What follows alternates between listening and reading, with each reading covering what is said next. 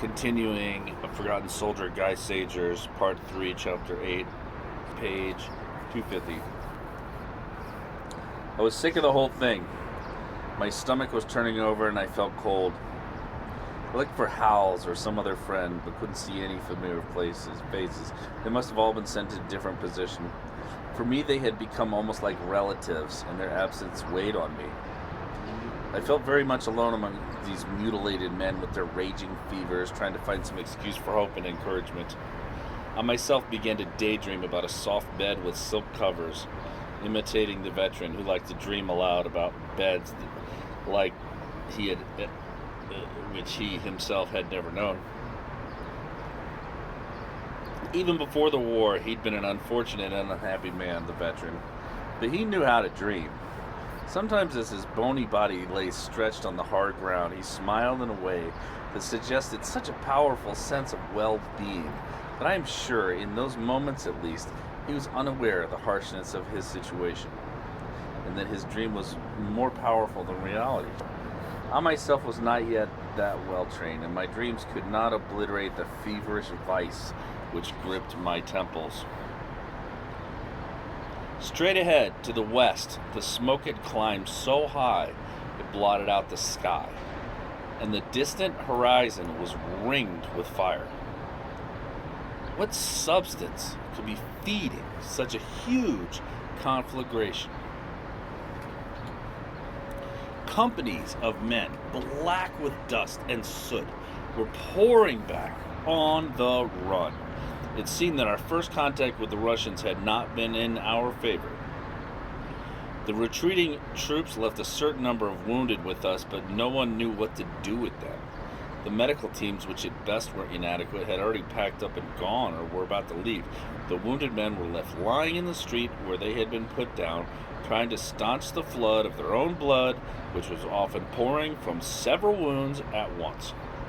Everyone tried to help as much as possible, but we were capable only of ludicrous gestures. The most extraordinary scenes unfolded in front of our incredulous eyes. As we were sponging off a fellow who'd passed out, a fat Gefreiter came to help us, explaining that he'd just dropped a fellow with a smashed knee. He was making too much noise, and I couldn't stand it. Give me someone who's knocked out anytime.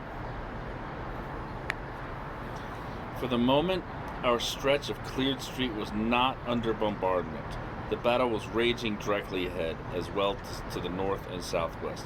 Directly to the north, the Russian artillery was raking over the ruins like a monstrous plow.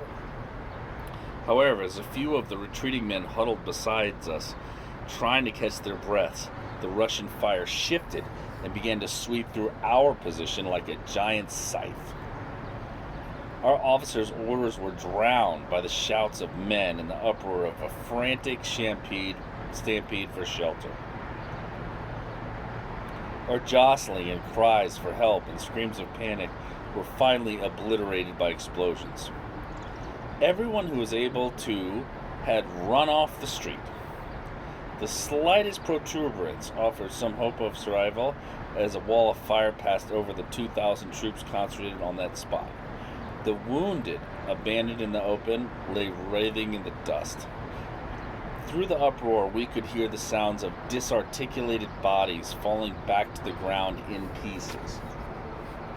As at Belgorod, the earth shook and everything trembled and grew dim as the whole landscape suddenly became mobile.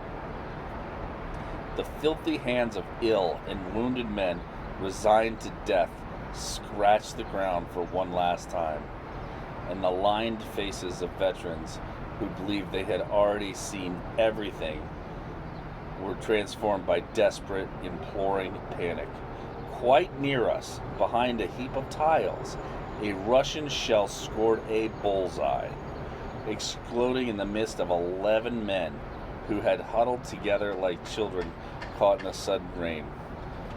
The Russian shell landed in the precise center of this trembling group, mixing flesh and bones and tiles in a torrent of blood. Chance which continued to favor me, had driven me along with 3 companions to the shelter of a staircase in a roofless house. The building was hit on all sides during the bombardment, and the cellar filled with broken beams and other debris. However, thanks to our extraordinary helmets, our heads survived intact. When the thunder stopped for a moment, and we heard the screams of the newly wounded, we looked outside. The horror of what we saw was so overwhelming that we fell back as if paralyzed into the shaky stairs. "God help us," someone shouted. "There's nothing but blood." "We've got to get away from here," screamed another voice in a tone close to madness. He ran outside, and we followed him. The air was filled with bestial cries. Everyone who'd been lucky to survive was falling back to the west, where, as always, safety lay, and now the front and the gap through which we would try to escape. Anyone who could still stand was helped. The wounded grabbed at the men running past. 2 haggard soldiers in front of me were dragging a third man through the dust, probably a friend who was nearly dead.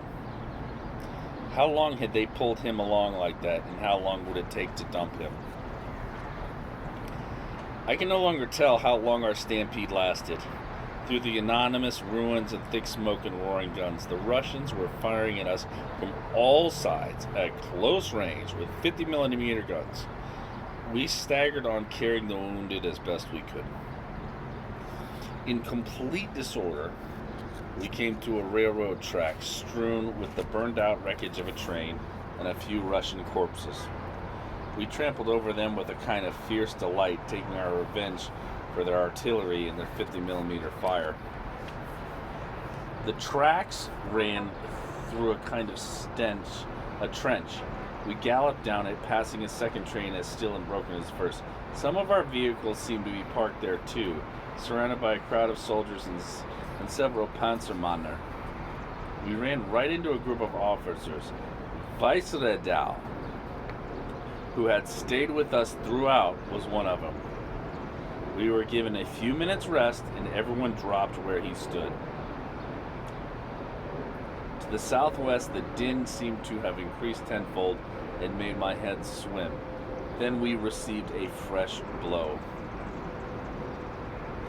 Vice-Redoubt and 2 of his aides ran through the groups of exhausted men. "Get up! Get moving! We've got to push on now.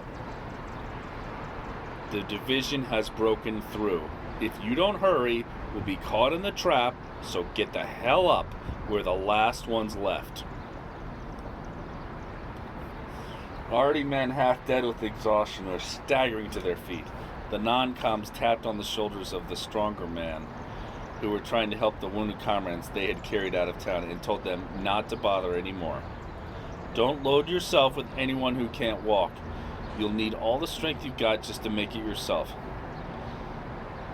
And so we were forced to abandon a great many men to an almost inconceivably horrible fate. Despite their desperate pleas for help, half paralyzed by terror and fear, men who had lost almost all their blood managed to get up and even hide their pain so that they would be managed to get up and allowed to walk besides the healthy. The heroism, pathos, and determination of our breakout exceeds by far my powers of description. Men who had always been cowards became heroes despite themselves. A great many managed to cover barely half the distance. We fought our way through the fires of hell, losing almost half of our remaining men as we pushed for more than 9 hours from shell hole to shell hole to shell hole along the famous and tragic Konotop-Kiev road, past burnt-out tanks and piles of hundreds of shriveled corpses. You who perhaps will someday read these lines may also remember that one evening in the autumn of 1943, the bulletins announced the German troops caught in Konotop had managed to break out of a Russian trap. This was true. Of course, the price was never mentioned because it didn't matter. for you the day of deliverance was coming.